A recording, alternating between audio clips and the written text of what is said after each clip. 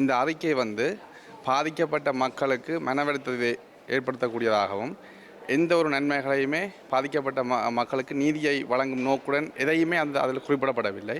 அத்துடன் வந்து இலங்கை அரசாங்கத்தை கண்டிக்கக்கூடாது என்ற முடிவுடன் அவர்களை எந்த ஒரு குற்றச்சாட்டுகளும் செய்யாமல் எந்த ஒரு விடயத்தையுமே கண்டிக்காமல் இந்த அறிக்கையை வந்து அவர்கள் விட்டிருக்கின்றார்கள்.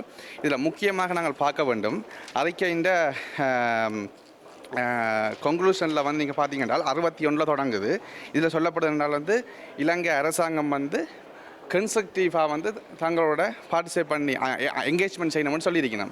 பேருந்து இது இந்த சொல்லப்பட்டுக்கிற இந்த கவர்மெண்ட் ஆஃப் ஸ்ரீலங்காவை சொல்லிக்கிற ரெக்கமெண்டேஷனை பார்த்தீங்கன்னா கன்ஸ்ட்ரக்டிவாக ஒரு அரசாங்கம் இருந்தால் அதை என்னெல்லாம் செய்ய வேண்டுமோ அதை எதுவுமே செய்யாத அரசாங்கம். நீங்கள் பார்த்தீங்கன்னா அதிலே சொல்லிடணும், நீங்கள் கவர்மெண்ட் ஆஃப் ஸ்ரீலங்காவுக்கு வந்து சொல்லியிருக்கிற இதுகளில் சொல்லியிருக்கணும். வந்து உதாரணத்துக்கு நாங்கள் இதில் மெயினாக பார்க்க வேண்டியது என்னென்றால் அந்த OHCR அமைப்பு இதுகளில் வந்து அவை அழைக்கணும். நீங்கள் காரணம் அங்கே இன்று வரைக்கும் மனித உரிமை நடந்து கொண்டிருக்குது, எதையுமே எல்லாத்தையுமே சொல்லியிருக்கணும். அப்போ இது வந்து இதில் புதிதாக எதுவும் இணைக்கப்படவில்லை.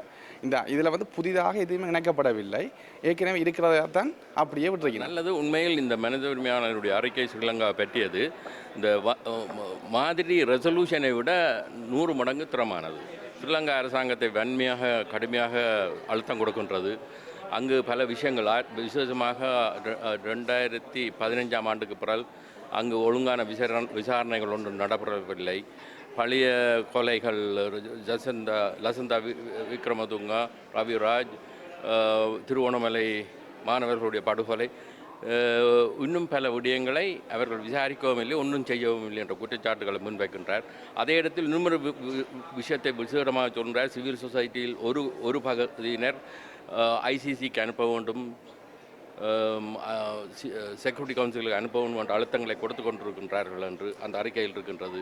அதே இடத்தில் இன்னும் பல விடயங்கள் என்னவென்றால், நாடுகளுக்கு அறிவுரை கூடும் பொழுது அவர் சொல்லுகின்றார், இந்த நாடுகளுக்கு வெறும் ஸ்ரீலங்காவிலிருந்து வரும் கிரிமினல்ஸ் அவர்களுக்கு சில தண்டனைகளை கொடுக்க வேண்டும் என்று.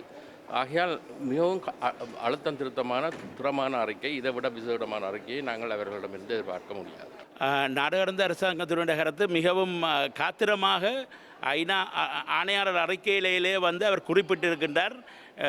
இங்கே ஸ்ரீலங்கா வந்து தொடர்ந்து அக்கௌண்டபிலிட்டியை ஜஸ்டிஸை பற்றி கவனம் எடுக்காமல் இருக்கிறதால வந்து வெளியில் இருக்கிற கணக்க சிவில் சொசைட்டி அமைப்புகள் வந்து ரிஃபர் ஸ்ரீலங்கா டு ICC என்ற இதை வந்து தனக்கு கூறியிருக்கின்றதாகவும் தான் அதை கவனத்தில் எடுத்துக்கொள்வதாகவும் இந்த அறிக்கையில் கூறியிருக்கின்றார். அதில் உண்மையில் நாடு கடந்த அரசாங்கம் 1.6 மில்லியன் கேம்பெயின் வந்து 2015 இருந்தே செய்து கொண்டு வருகிறது.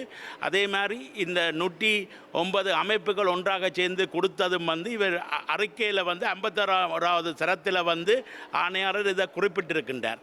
அந்த விதத்தில் வந்து ஸ்ரீலங்கா தொடர்ந்தும் இந்த அக்கௌண்டபிலிட்டி இஷ்யூவில் வந்து பின்னடிக்குமா இருந்தால் நிச்சயமாக எங்களுடைய கருத்தின்படி ஆணையாளர் அடுத்த முறை நிச்சயமாக ICCக்கு ரிஃபர் பண்ணுவார் என்பதை நாங்கள் எதிர்பார்க்கலாம்.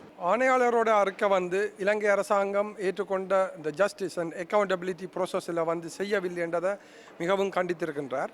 அதோடு வந்து பார்த்தீங்கன்னு சொன்னால் இன்டர்நேஷ்னல் மெக்கானிசம் தேவை என்றதையும் அதில் குறியிட்டு காட்டியிருக்கின்றார்.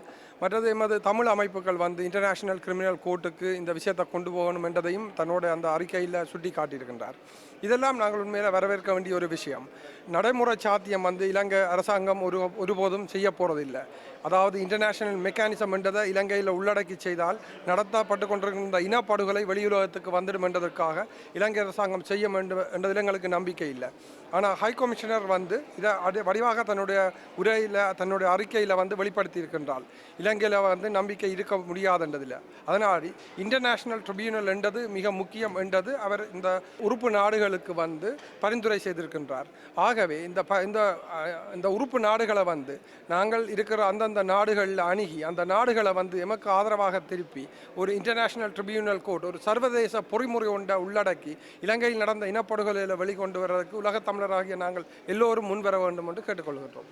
Alors ce nouveau rapport est évidemment très intéressant dans la mesure où il ne fait que confirmer Ce que nous savons malheureusement quant à l'existence de violations graves, flagrantes et massives des droits de l'homme au Sri Lanka. La seule chose, c'est qu'au-delà de ce constat terrible, les propositions sont toujours les mêmes. On va attendre, on va attendre, on va attendre.